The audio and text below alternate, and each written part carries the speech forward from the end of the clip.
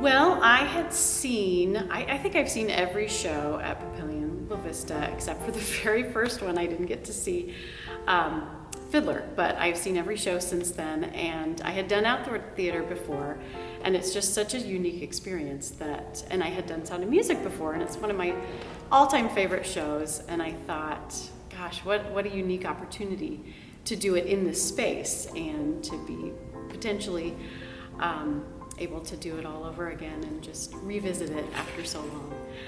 So that's what prompted me to audition. I hadn't auditioned here before, so that was the chance. It was the first show after I had had my son.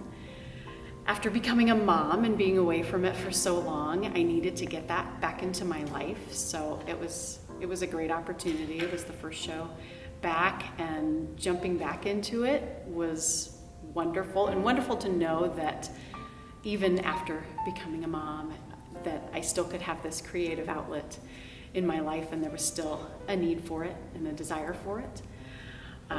So that's another reason why this show was kind of special to me. Papillion La Vista Community Theater and Sumter Amphitheater is just such a different breed than any other theater around. It presents unique challenges, it presents a unique sense of community with everybody around you that you can't find in any other theater.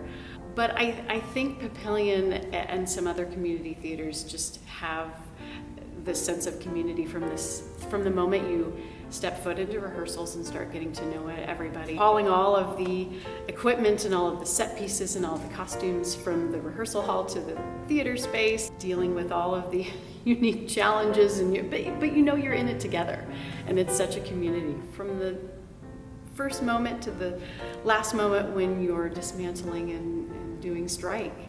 It's just such a wonderful community in the true sense of the word.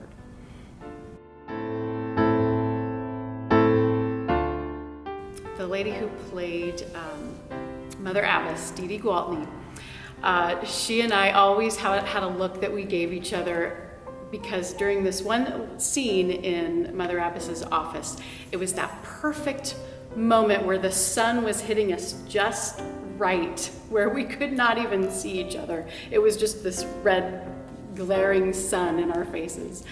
And we just had to giggle at each other every night, because we knew we were having to go through the whole scene completely blinded by the sun. There's the June bugs flying in your face as you're trying to sing, and in your mouth. We got a lot of protein, probably extra protein that we didn't think we were going to have that day in our diet. I think everybody who's ever done community outdoor theater can attest to that. Plus the heat.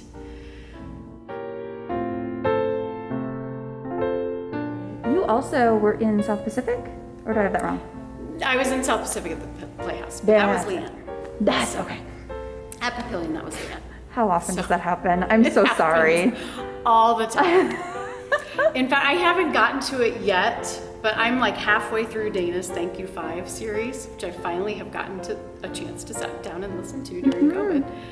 Thank goodness. But I'm not to her interview yet, but she said she does mention how often we get mixed up in interviews and in reviews in the paper. Everybody needs art, especially right now.